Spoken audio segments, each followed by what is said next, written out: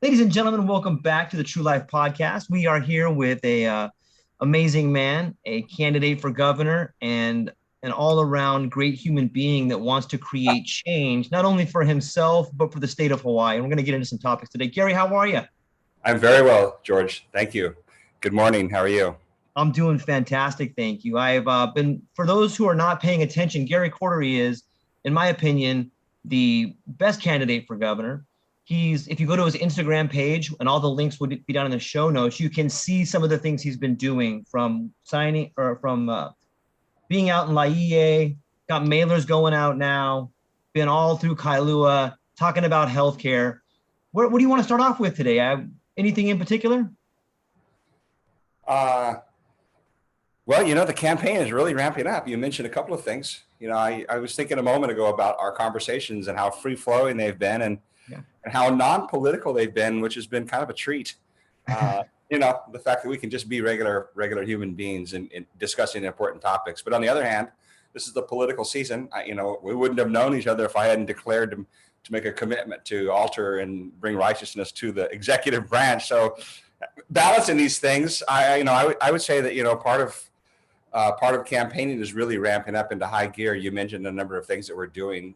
We've been doing those things for a while, but we've become much more strategic. We have mail-in campaigns. We have a mail-in phone town hall this evening where there'll be 20,000 people invited to participate in the town hall. That's exciting. We have door-to-door, specific targeted door-to-door walkbook campaigns, phone banking campaigns, direct mail campaigns, not to mention just the going to events. When we finish this, I'll run off to a meeting at Red Hill with a number of pastors there at Red Hill, and their families will be there. And then, later on, we'll be at another venue. And so that piece, sign waving is a part of it. These conversations are a part of it. And they're all for the same reason. They're all to give an opportunity for the citizens of Hawaii to listen to the message, to hear what's possible, that there's hope for Hawaii. Obviously the real true hope comes from the King of Heaven, but politically there's hope for change. And I don't mean that by way of, we had a previous president who ran on hope for change. Well, that's not the change that I'm recommending, nor is it the one that will occur. So the change that we're looking for is really for the people's voice back through honest government, through good policy, through accountability, through common sense. So these are what we're about this day, and we're going to ramp up hard for the rest of this month and into that. We're working on some TV spots. We're still trying to underwrite these things. So fundraising is a big big element. So a lot going on. Thank you for that question. Yeah, of course. I think I admire your history as a builder. And I think that plays well into building a new future for people, be it through government, relationships, or just even contacts daily. Another part about being a builder that I think fits into today's narrative is this potential for a huge recession coming. Things are looking pretty bleak for not only for everybody throughout the state, throughout the nation. And you've been in Hawaii, for what, 30 years now? 42 years. 42 years. You've seen some of the housing crisis, and you've seen some of the downturns. What do you think we can look for if indeed the recession hits hard in Hawaii, and how will that affect your campaign and government in Hawaii? I've actually been thinking about this for several weeks now, thinking about what it will be like to govern in 23. Right. The prospects don't look good on paper. When you look at the fact that we have, like you as mentioned, over 8% inflation in Hawaii. People don't actually realize it, but we've been living on COVID money for the last 2 years, gluts of money, in the billions. All of our agencies, all these construction projects, all of these capital improvement projects for the state, for the city, for the Department of Education. And I'm not talking about just construction projects, in the residential or commercial area. I'm talking about government funded projects, unemployment benefits, big deposits from the federal branch into Hawaii. That's going to run out. So not only do we have these three, we have a perfect storm brewing, to be honest with you, George. You have an ever increasing budget. You saw probably last week, June 1st, this city council passed the Honolulu budget. They raised the budget by $220 million. They added 500 plus permanent employees. They gave themselves a raise. All at the same time, when they know that they're running out of the COVID money. They know inflation is it's already here and it's around the corner. And you have a decreasing population base. The tax-paying base is actually shrinking in Hawaii. So what do I see? I see some rough conversations in the future. I thought to myself, really? You want to be governor under those circumstances? But the answer is yes, because what we actually need is we need proper allocation of these funds, and this is what we don't have. The idea that 15 billion is not enough to run a state. Somebody said to me last night at an event, why don't we just give everybody in the state $1 million? I thought that's a crazy idea. But then I started thinking about it. We have a $15 billion annual budget. We have 1.5 million people. The math seems to work out. I know I'm talking crazy, but my point is not that I told the guy, I said, that's an interesting concept. I'm sure it does not pencil out because, numerous reasons. Right. Right. On the other hand, what he was really alluding to, and he didn't actually realize it, but he was actually alluding to such bad management of the resources, right. Not just the financial ones, but every resource that we have in Hawaii is managed so poorly that there's so much waste. I'm not even talking about corruption. I'm just talking about bad administrative policy and structure. And so there's going to be a lot of belt tightening. Getting back to your original question, what does it look like? There's going to be some significant cuts. They're going to have to be implemented. And I don't want to necessarily be the one to do that. On the other hand, I don't mind doing that because this is what wisdom does. You have to look back at history and actually take that into account. That's what we don't have in our political systems. You have people who just, hey, so what if it's happened before? We're going to spend money like it didn't happen before. So, the federal policies, the Biden administration policies, the implication in Hawaii is magnified because of our geographical location in the world. So this is, I'm anticipating some rough time. I really am.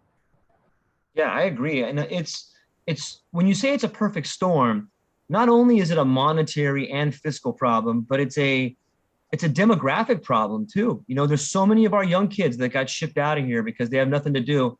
And now you have a somewhat of an aging population and there's no trough to feed at. And that's when right. There's no money coming, I like what you said about having the courage to do something, because I think far too many people, if nothing ever gets better until you admit something's wrong. But we have all these people in the big house down there that just seem to be like, hey, this is great. There's nothing wrong. I wonder what kind of strategies we could implement do you have any policies that you think you could talk about that would help streamline some of this monetary problems we're having or may have in the future? Well, one of the things that I've been noticing just researching the way government functions, and I'm talking about at the department level, is what you notice is you'll find in the Department of Health things like wastewater. This is under the Department of Health. You find this cross administrating of all types of policy where every department has a hand in it, right? So when you go to resolve a problem, you can't just go to the stakeholders. You have to go to people and agencies that are completely unrelated. And then they have an entire staff, an administrative staff, to manage their unrelated piece. So one of the things that needs to happen is within the policies, so why isn't water use in DLNR? Why isn't the water management system in the department that's supposed to manage our resources, right? It's in the Department of Health.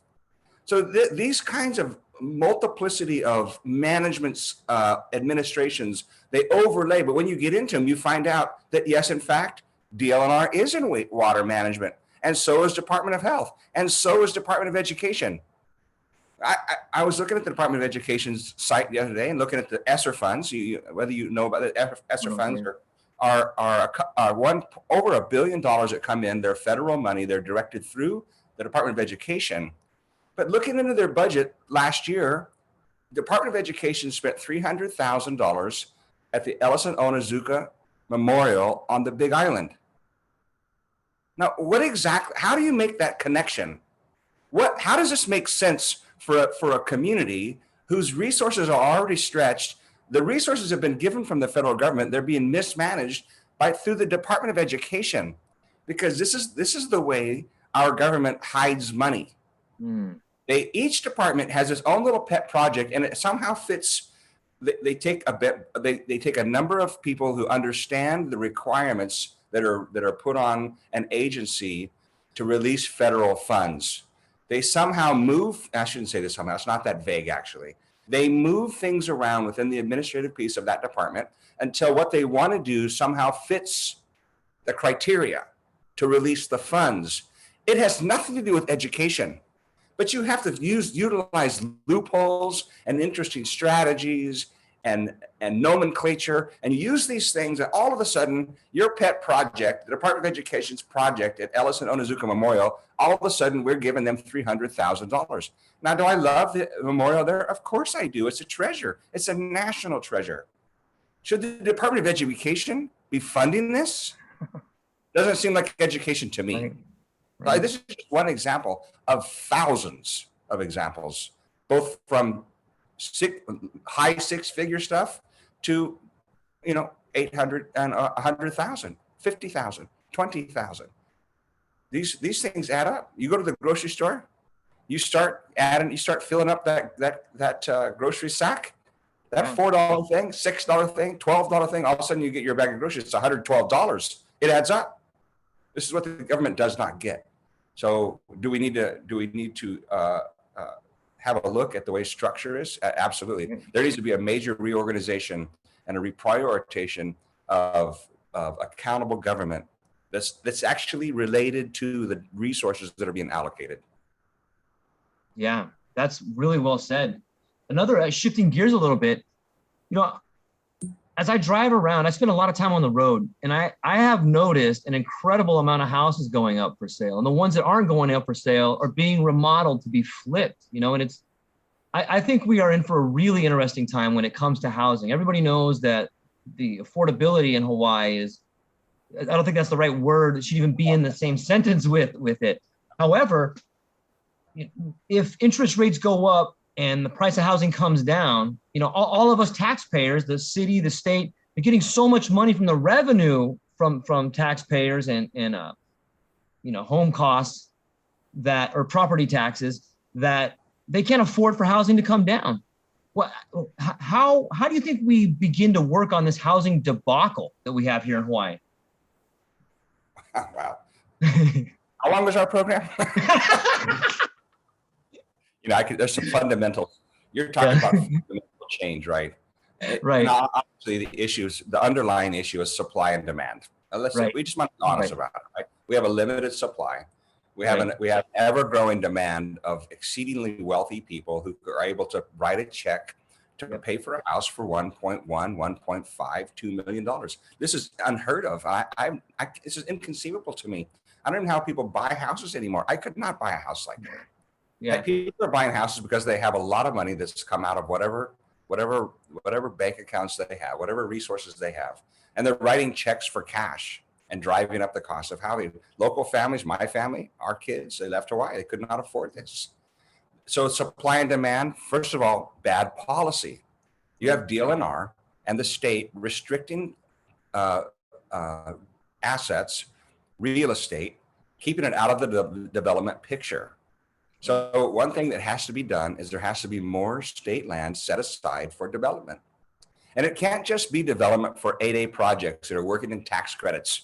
Right. You've seen this thing on Maui the other day. These people were like shocked because somebody raising their rent from $1,200 to $2,200.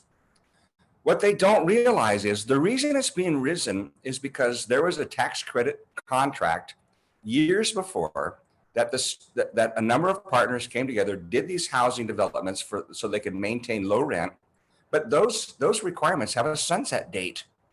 When that sunset date comes to pass, the developer or the owner of this property can do whatever he wants with the rates, and so they go to market value.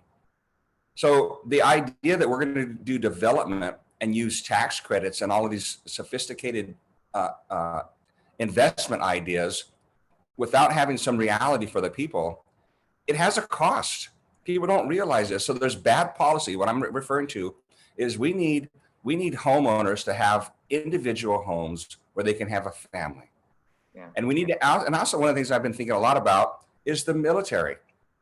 The military here has a great deal of positive impact in Hawaii. They spend billions. They're a key element of our economy, not to mention our national security, which is obviously paramount. But they also flood the marketplace with military personnel that they do not have enough housing on base. So if you're a homeowner and you want to rent, or you're rent your home, the ideal renter is a military personnel. They have a large siphon. It's above market cap. It's more than people can afford, but they get it automatically. So one of the things the military needs to do, and this has to go with the the renegotiation of the lease lands between the military and the state. They need to actually start investing in more properties, more residential pieces for the military personnel, and take the pressure off of the local community. So, I mean, there's a number of things, just driving down the cost of construction through fees, regulations, permits. How about just get a permit? You see all these projects you mentioned a moment ago. You see all these projects popping up. These projects were thought of a year ago. Our economy is suffering simply because we can't bring desired spending to the marketplace because of regulation. So housing is a very difficult thing. We're never going to see it go back down to 600,000-700,000. It's not going to happen. So how is it going to be possible? I don't know that the government or the state of Hawaii somehow, now I'm not for that. I'm going to say, there are these loans out there that are 40, 50-year loans. Right? They're not a 30-year mortgage, which is inconceivable anyway. Right. But there are markets that are implementing long-term loans, making it possible for a low down and a long-term loan, so that families might be able to afford a property. And maybe there's a criteria where families get a shot. Maybe local families get a shot. And honestly, George, I haven't thought this through.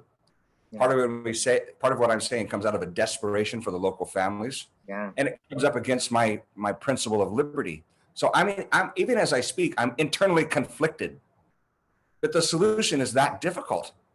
It is. So, people who have experience and have understanding and wisdom, who see these policies working globally, they're the ones that we must resource for ideas and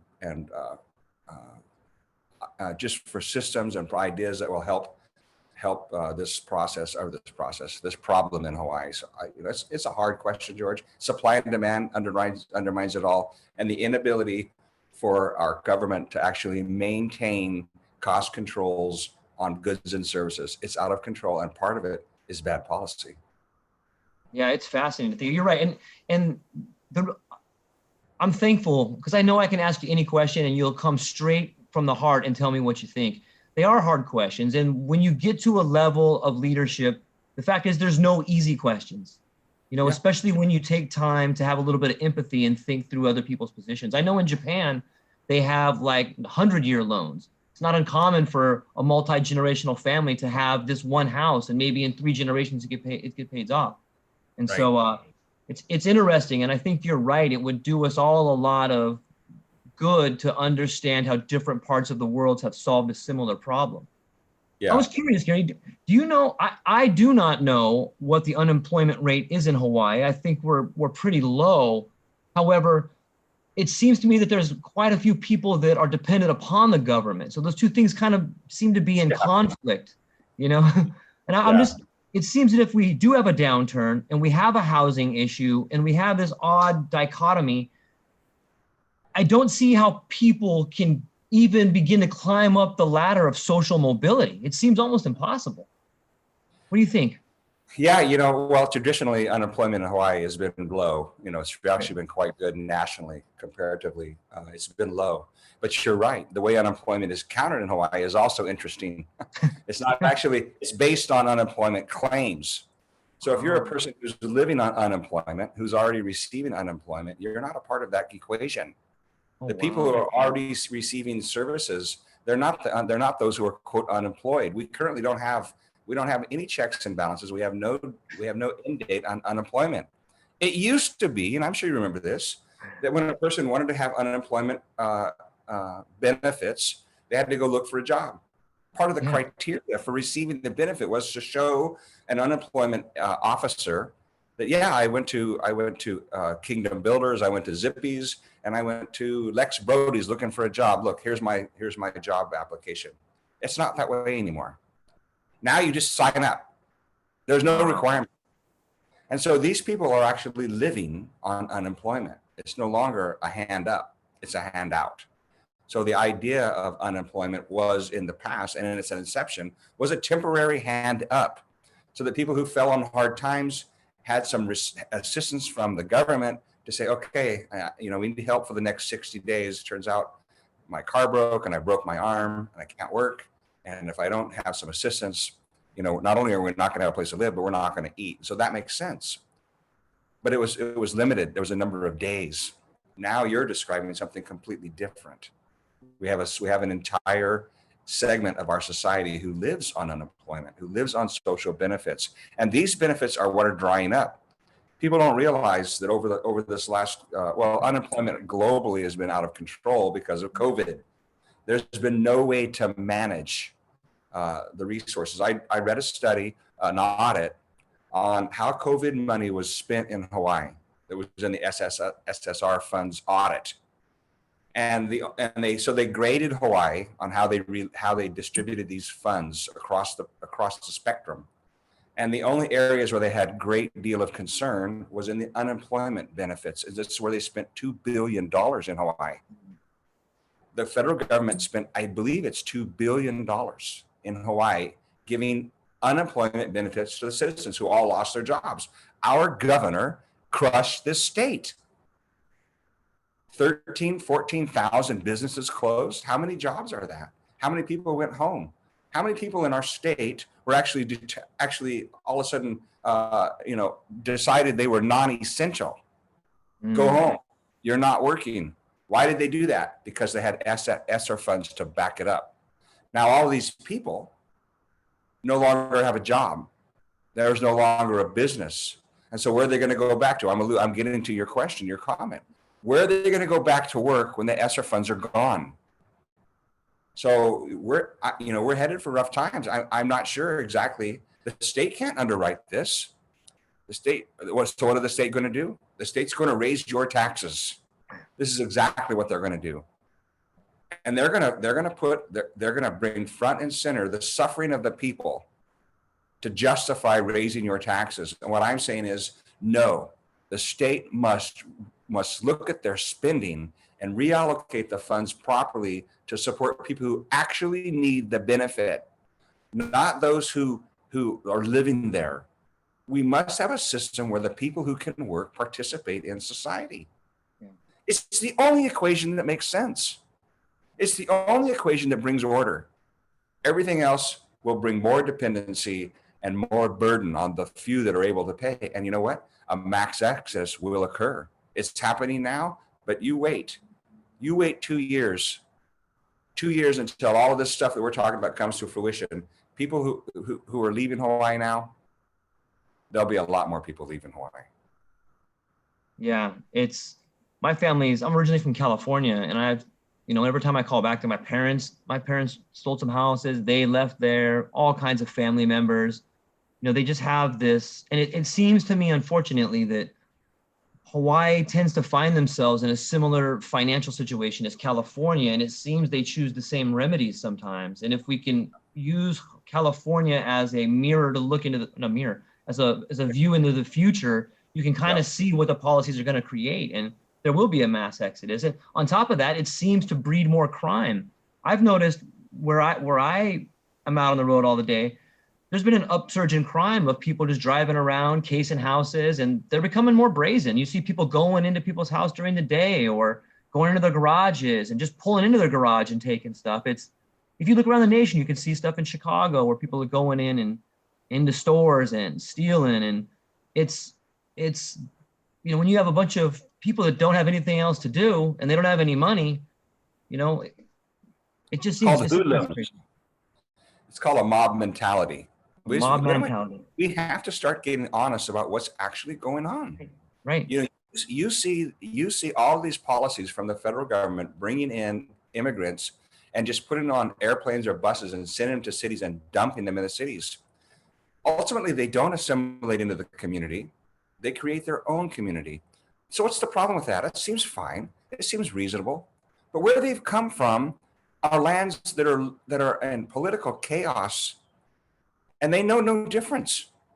We have I had a National Guard person approached me the other night on the side after an event, and he said, "What's going on with this? I see these airplanes coming in here, dropping people in the middle of the night." And now you see this rise of groups of men, smash and grab mentality, right? This is exactly the culture that they come from. And I'm not saying it across the board. And when people watch this, a lot of them go like, "Wow, Gary, that's a pretty radical statement. That's pretty judgmental. That's pretty critical." But you know what? We better get honest. This is exactly what's going on, and these young men are coming in from other cultures that the way they do things there is they fight it out. They use weapons, and these cultures are being brought into Hawaii. And the problem is they're not assimilating with the aloha spirit of Hawaii. And so when they see something, they just take it. And the problem, there's no attorney general here. Well, there is an attorney general, but the attorney general doesn't prosecute crime. It's not a priority. In Hawaii, I mean, it's still on Governor Ige's desk, a no bail law. So if you've come here from another country, and that's what the other countries, how they live their lives, just think about this.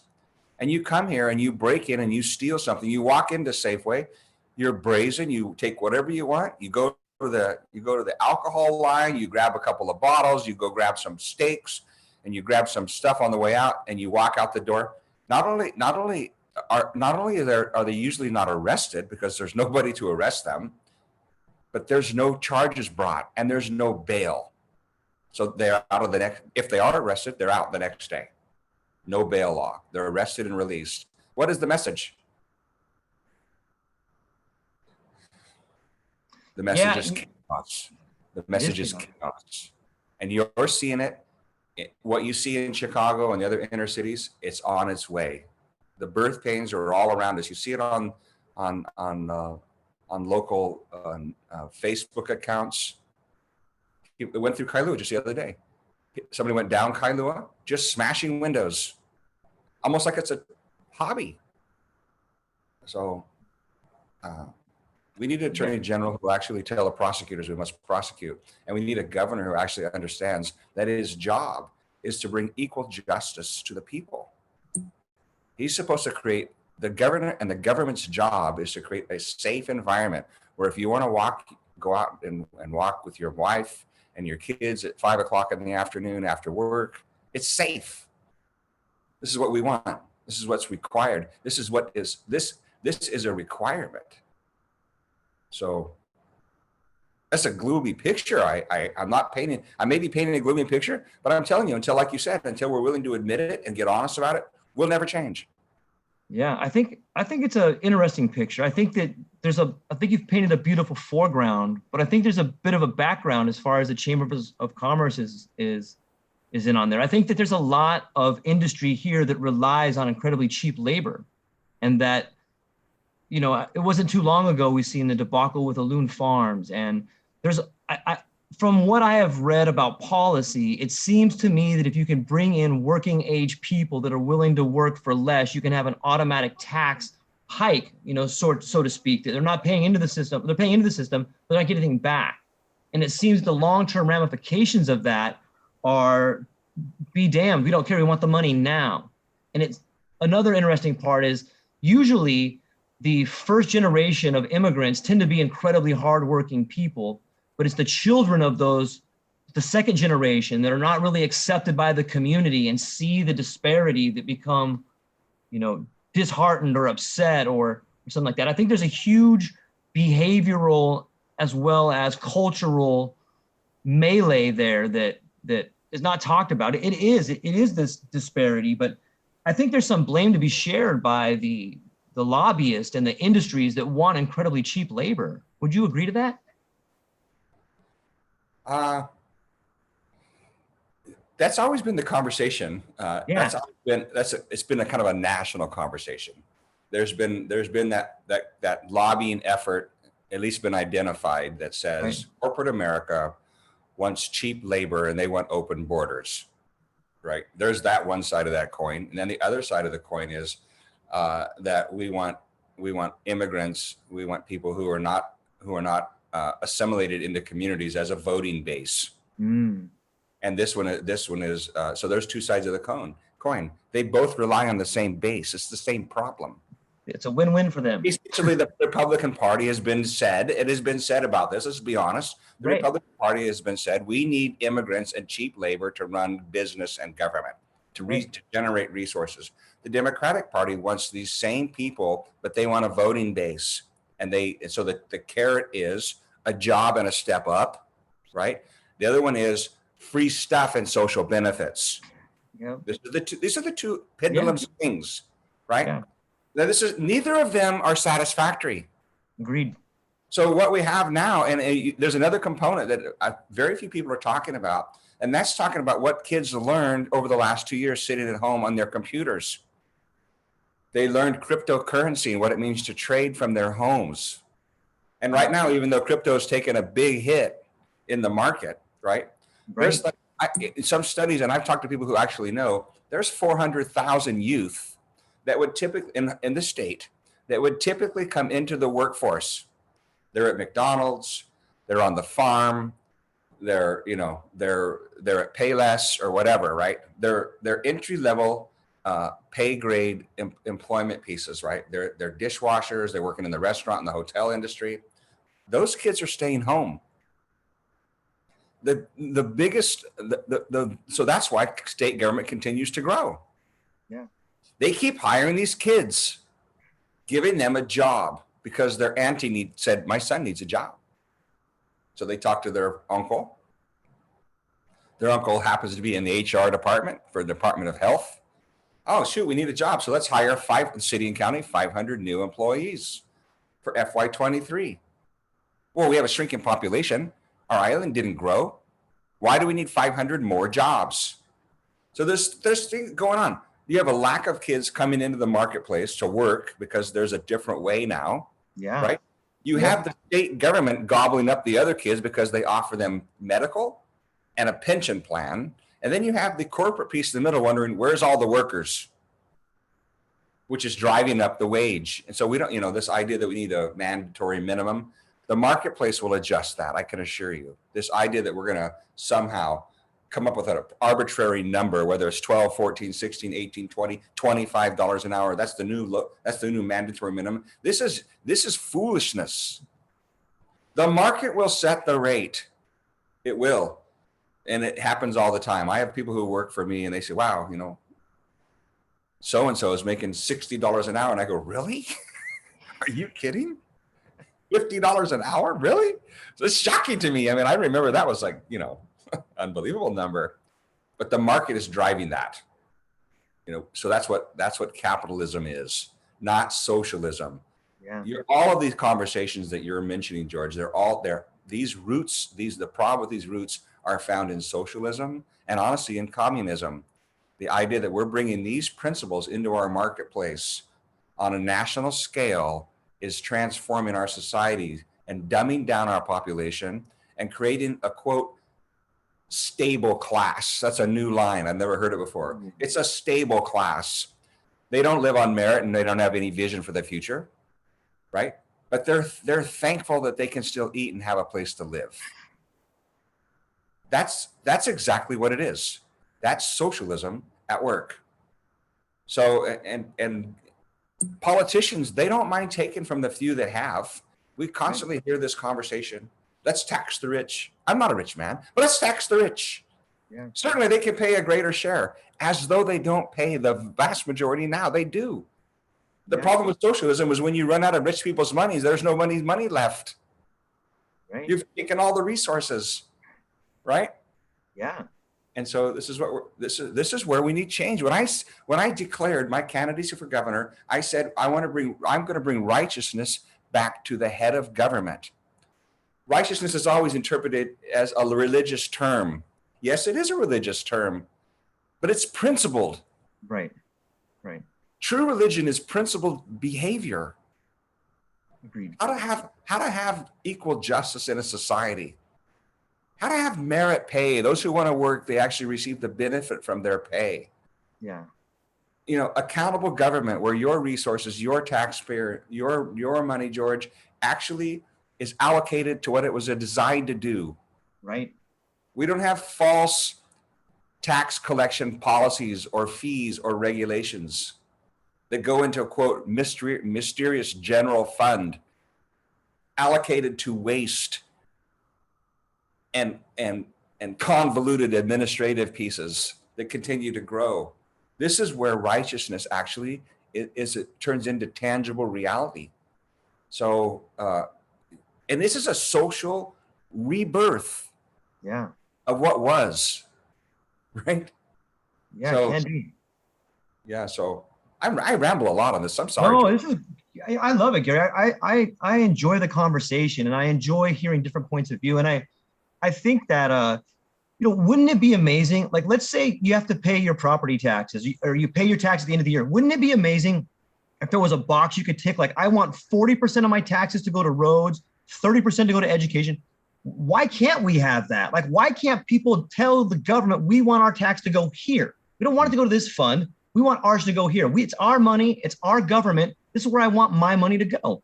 Like, there's no reason why you can't have that. And if you did have that, you could start really making some waves in the corporate or in the government structure of how things are done. And I also agree that, you know, what we have right now is crony capitalism. We don't have a form of capitalism working. If we did, everyone would be a lot happier. When everyone's making money, people seem to be happy. And one last note that I was thinking is when there's a crisis, when there is a breakdown in society, it often presents us with an opportunity to not only fix that which broke, but to reimagine how something works. I've been talking with some people at my daughter's school about kids graduating with a residual income. And there's no reason why that can't happen. There's no reason why a young kid that's 8 can't work with a group of their kids, start working on ideas for a business, maybe be sponsored by the school, and they could put that business together. You know, there's ways we can change education so that kids, when they graduate, they have a functioning understanding of the true reality that is the world we live in. It doesn't need to be unicorns and rainbows and black and white and oppressed and rich. And it doesn't need to be that. It needs to be, here's the skills I have to function in this world. I don't care what you look like. I think that's plausible out there. And I think we do have some real opportunities ahead of us. What are some opportunities that you see moving forward that we can work on? You got good questions today, George.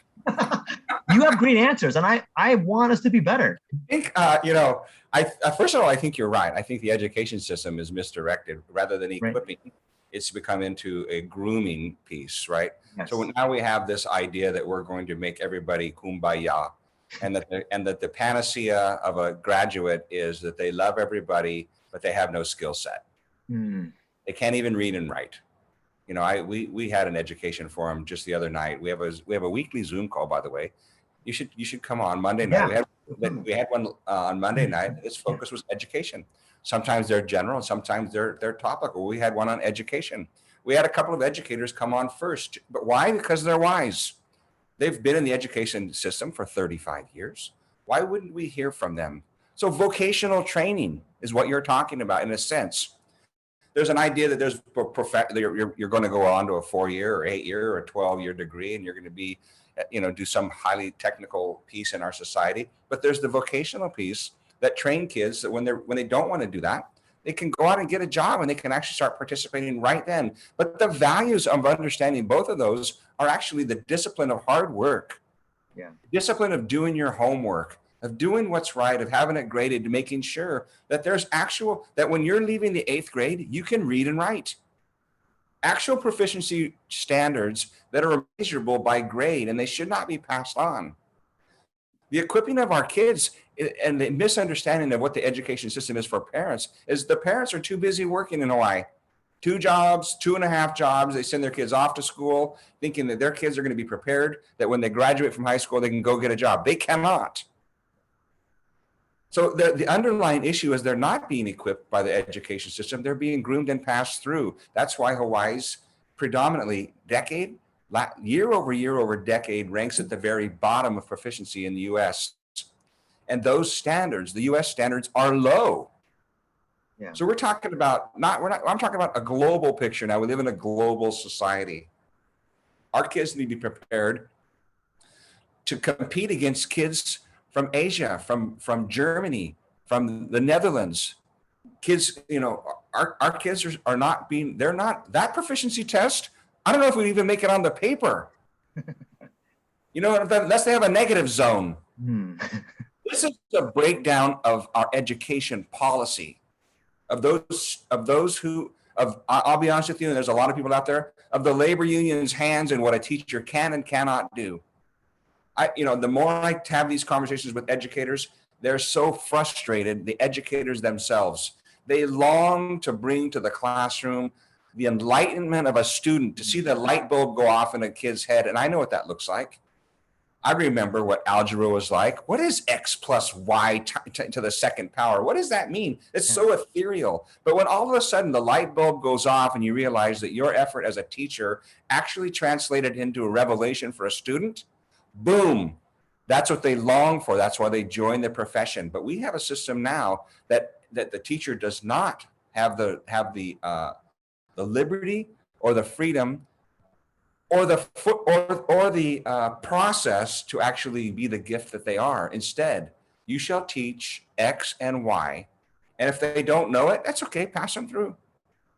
Shouldn't reflect on us. I recently read a Board of Education director, 13 years, sat on the BOE. You know what his great quote was when he was done? Nobody lost their job on my watch. You laugh, but I'm dead serious. And that is a nightmare, because we have teachers out there, honestly, they're not there to teach kids. They're waiting for their retirement. They've lost the passion and the vision. And this guy's declaration, nobody's lost their job on my watch. A union leader in the education department. If people are unwilling to shift and step up to the plate, like you said, it's like it's going forward. But going forward without understanding the past is unwise. Both things have to happen concurrently. You must understand the past and the way things should have been. We have this woke thing. We're tearing down statues of Jefferson. And we're renaming schools in Hawaii because it's not politically correct, as though history doesn't matter. And we wonder why we have bad policy going forward, because we don't take into account what actually worked in the past. Or even maybe it didn't work. Maybe that's the example. Yeah. So either way, I'm confident I didn't answer your question. No, I think you did. I think we got on education, and I think we talked about. Yeah. I think what I took out of it that was positive is that we must focus on the things that unite us instead of constantly being diverted by things that divide us. If we focus on that which unites us, we can find common ground. We can see in each other that we are in fact part of each other. We can see that there's a vision that all of us want. You know what? Like the redneck is not far away from the hippie. They're the same person. They want the government to leave them alone. They want to be in their own areas. They kind of want the same thing, but it's just this constant level of, call it propaganda or call it lobbying, call it whatever you want, but it's division. But the most people I talk to, and I wonder if you have found this, if you sit down with somebody, regardless of what color tie they wear or where they're from, if you sit down and have dinner with them and they're both nice people, you're probably going to find we're pretty similar in some ways. You might even find a really engaging, fun conversation because you don't agree. And those are the best ones. People are like that, but we're being divided. And I think you bring that, Gary. I've been watching some of the Instagram videos, and I've seen you out and about and talking to people, and your beautiful grandkids make me want to cry. They're so awesome talking about pop. It's beautiful. But I see you talking to different people, be it teachers, be it union members, be it guys like me or nurses. You've been to the hospital quite a bit. And it seems what I'm hearing is that a lot of people are frustrated, and that's the common ground. And I have big hopes, and I want to know what else we can do to help. I know we're getting short on time. Is there anything else you want to to touch on that we didn't talk about? You know, I like what and I think we have a couple more minutes, but Okay. I would like to say about something what you just said about common ground. And it is absolutely true. I purposely go out and talk to people who have a completely different political perspective. You know, let's be honest. I'm a right-leaning guy. I'm a conservative. I like conservative principles. I purposely sit with the most left-leaning people. We have lunch. Yeah. I actually purposely set up meetings, and we have this conversation, the one that you just described. And they'll ask certain questions, you know, that they know are hard for conservatives to answer, and we'll have a conversation. At the end of these times, we find out, and they find out. I find out, and they find out that on about 85% of things that matter, we agree. Yep. And they were hung up on a couple of small issues. And I say, okay, so we don't agree about this, but we agree about all this. How about we agree to work together on the 85%? And let's let the 15% work its way out, rather than just wipe my hands of you, write you off as irrelevant or uncaring or bigoted or whatever. Let all that stuff go. You know, this is exactly what you're talking about, that we find common ground. That's why I'm not running for a Republican. I'm not running for a Democrat. I'm not running for an independent. I am not going to be the pastor of the state. This is a run for the people, that we would reason together and gather wisdom. We were at an event last night in Laie. It was a get out the vote event. Capenna played. It was great. You know, it was from 5 to 10 p.m. It was fantastic. There was you know, re-election campaigns, and one of them was for an OHA person, a re-election campaign. And so I listened to her carefully when she shared. And I said to her afterwards, she came and introduced herself. We talked for a few minutes, and I said, you know, I've been thinking a lot about OHA.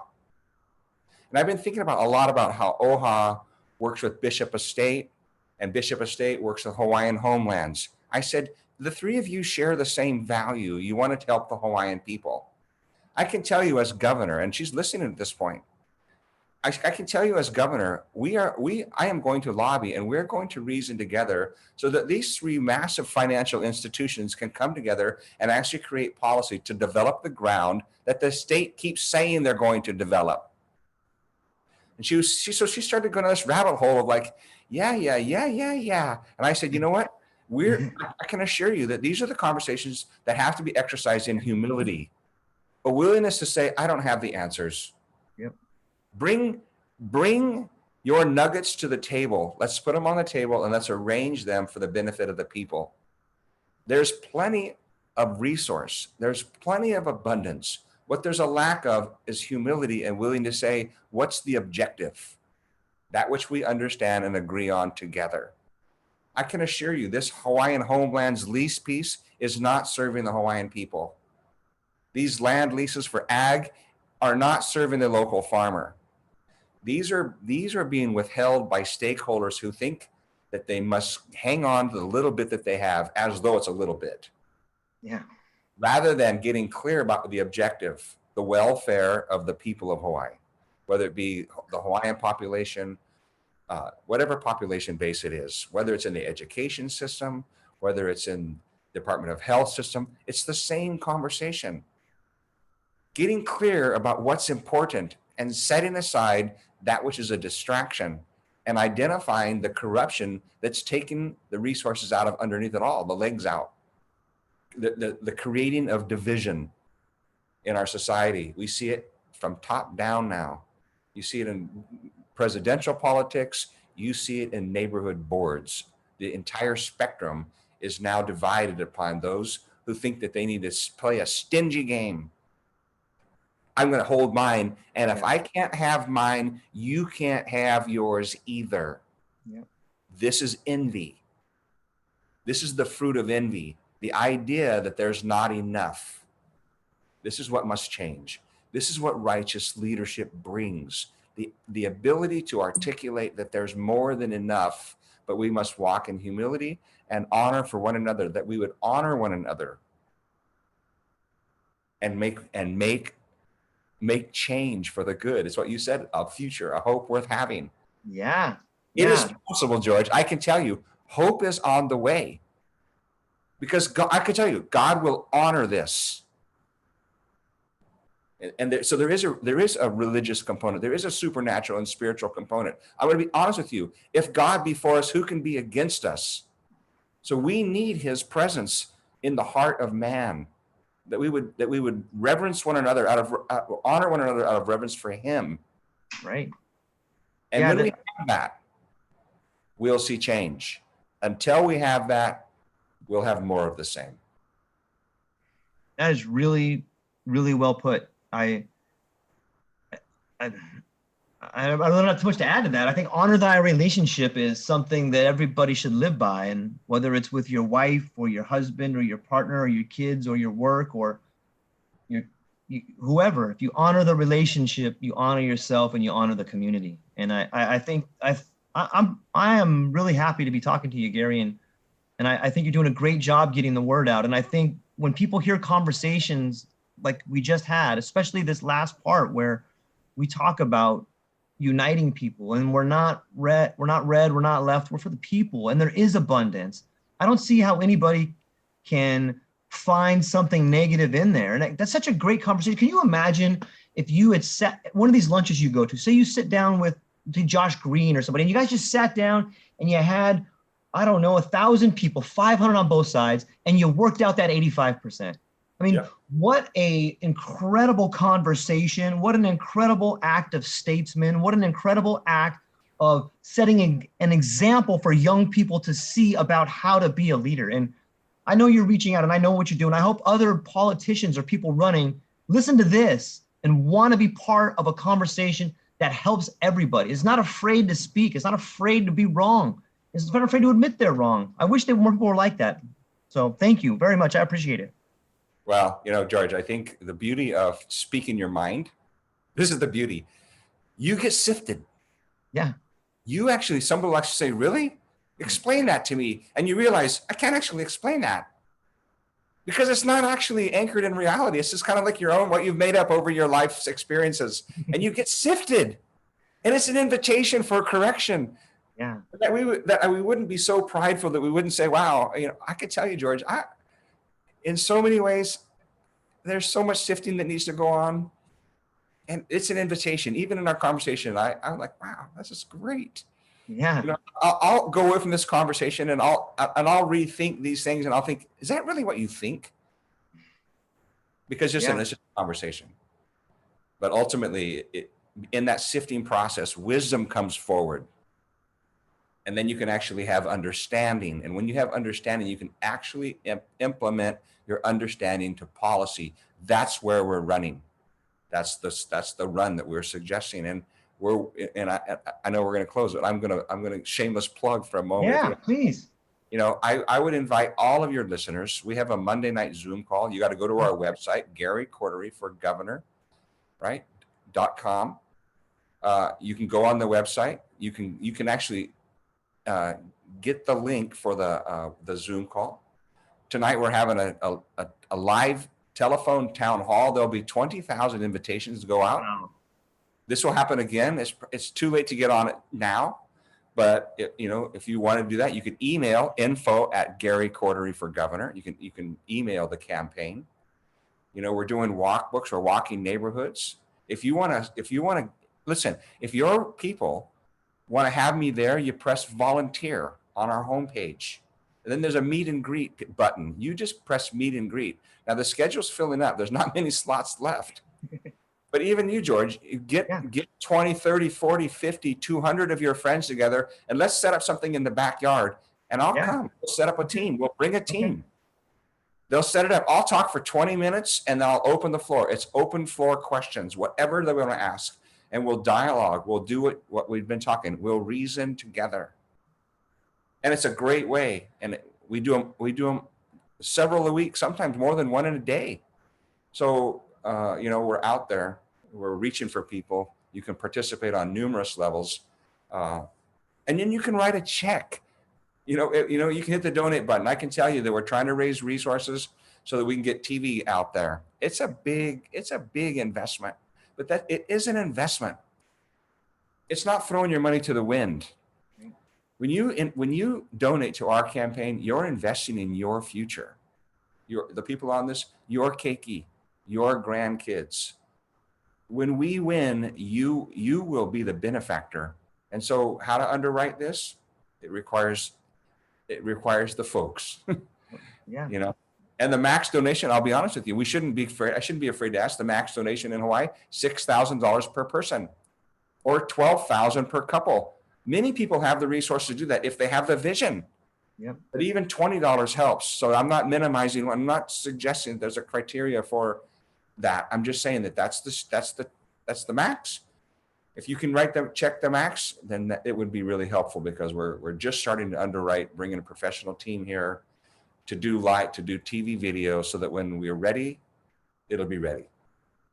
So anyway, so a lot of plugs right there, but yeah, get to the campaign, go to the website, check it out. And one more time, can you tell me the name of the website again?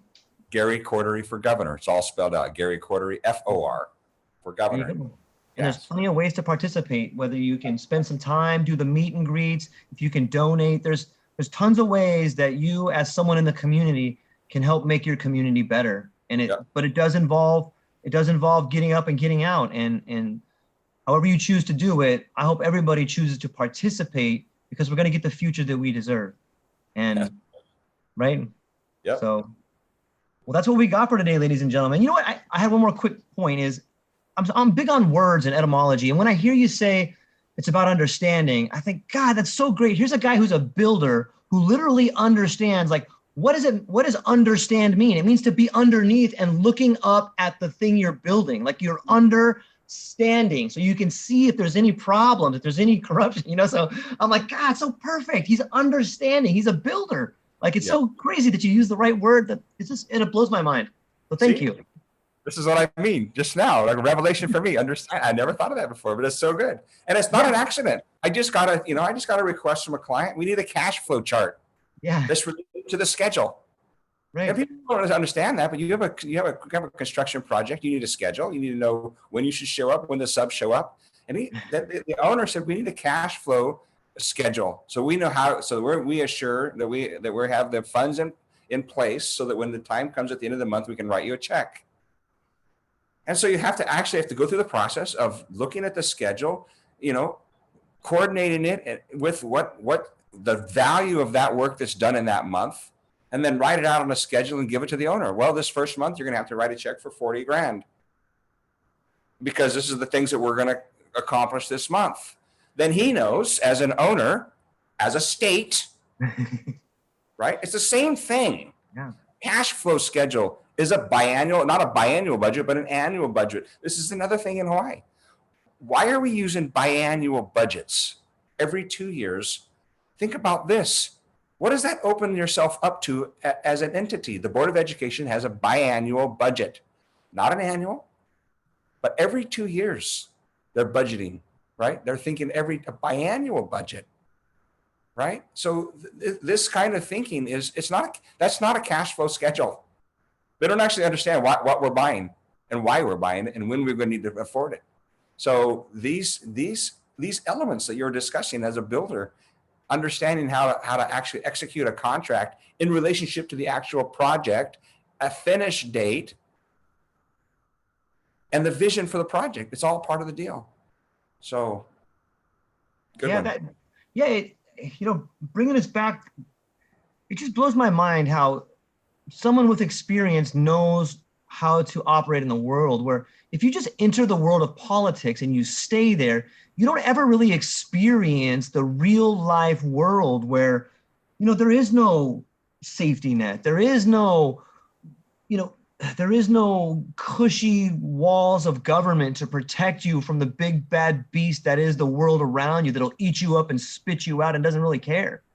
And when you have someone who's spent their life in the private sector going into politics, when you say cash flow and cash charts, I just started thinking, like, I bet you a lot of people in positions of authority just pawn that off to the secretary or someone lower. And then that's when all the hands start coming out and taking. Because the guy up top just, okay, yeah, do that.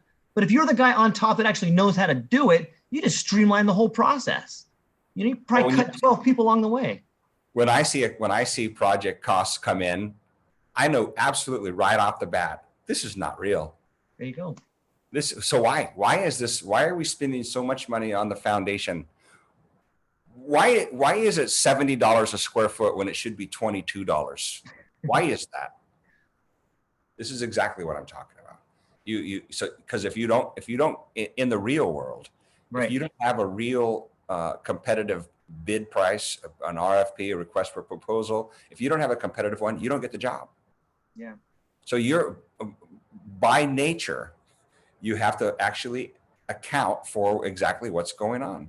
You have to understand the project. You have to understand its complexity. You have to understand the components.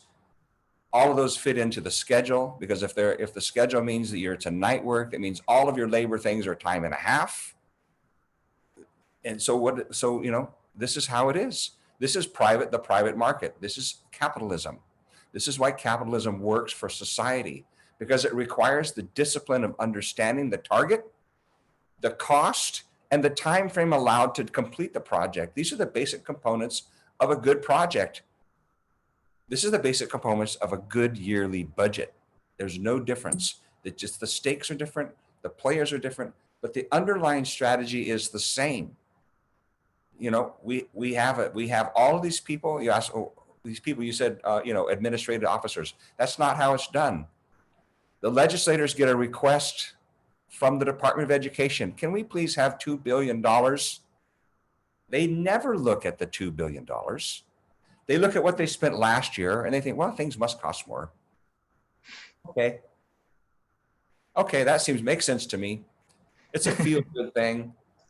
And the voter goes, wow, my representative really gave it to him. They said no. They said no to 0.5% of their request, not realizing that, 18%, 20% went down the toilet. That's reality. Yeah. That's what's going on. Enough. Yep. Enough. Yeah, I agree. I just, like you said, there's some tough conversations that need to be had, but I think people are willing to have them if we can just sit down and come up with that 85%, and I think even people in positions of authority, if we can sift, if we have the integrity to be honest with ourselves and just do what we're doing right now. If we all got together and had a conversation, here's what's going on. Here's the way I see it. Oh, well, you're wrong there. Here's the way I see it. Okay, well, what about that? Like, there's such an abundance here to be had. And I think that the biggest problem that most of us share is that we feel like we're not being heard. Like no one's listening. People are looking at us and not listening. Like they just, maybe they're afraid to go on camera and say what they think because they're beholden or they need a favor or something like that. But I bet if you took a poll across the board between Republican, Democrat, Independent, Hawaiian, Japanese, if you just took a poll amongst everybody, I bet you most people would feel like no one's listening, no one cares. And that's not true. I mean, I'm talking to a guy right now that cares. You know what? Yeah. You know what? I think you're right, George. And this is exactly one of the issues in our the breakdown of, and the reason that we have, quote, stakeholders rather than a community. Stakeholders is a nice way of saying, this is my piece. This is what I want, right? This is the group I represent, and we should have this. And quite frankly, we're willing to throw everything away if we don't get it. We will leverage all of society. We will go on strike. We will stand until I get what I want, the stakeholders, right? And the other possibility is that we would reason together and consider the target and understand how everybody can participate in achieving the goal. And paying attention to somebody is exactly what goes on with the local community and its government. This government needs to account for how it has not kept its promises to its people. It's a fundamental in relationship building. You must have authenticity and relationship to have honest conversations. Otherwise, there's no trust. There's no honor. This is the same people asked me the other day about Mauna Kea, the telescope. What do I think about the telescope? I said, you know what we need to do? The governor needs to account and stand responsible for the broken promises and the betrayal for the Hawaiian people. They made promises and they broke them. period. Let's just have an honest conversation and start there. And when people will account for bad behavior, and what I mean by that is a broken promise, then there's a restart. There's a new possibility. Until people are willing to do that, the human being in all of us says, nope, I don't trust this. Not right. And it happens for me all the time. I was having a conversation with a lady at the house the other night, and she's talking to me, and I look away for a second. I just look away. Something happened in her background off to her shoulder. And she said, do you need to do something? You're not looking at me. I was like, whoa. And I loved it. Yeah. It was like, you are right. I didn't say this to her, but in my spirit, I knew she was right. I knew that she did not have my full attention. Yeah.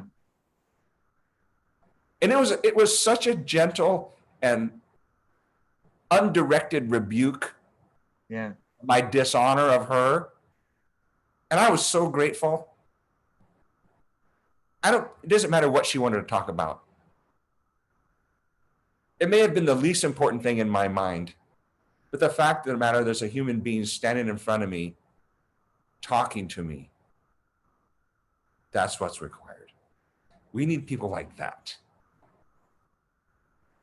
Yeah. Not afraid to bring you back down. Hey, I'm right over here. We're living now, not tomorrow, not yesterday, but we're here right now. So what are you thinking about? Get out of the way.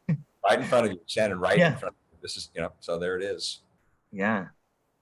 Yeah, she seems like an awesome person. I admire that too. That's something that a lot of us just let go. A lot of us, and when you do that, you kind of decline your own dignity when you don't say anything about it. Yeah, she wasn't actually correcting me. Yeah. It was a sincere out of the goodness of just her conscience, just spoke right out of her mouth. She wasn't. There was no strategic correction going on. Right. Oh, okay. It was just authentic. It was like, oh, do you need to do something? Yeah. I was like, boom, just like that. Yeah. And I can tell you, I was pierced, and I was so grateful. Because there are those who will just say, they realize they're being ignored, and they'll just like come right at you, like, Yeah. Which is also true.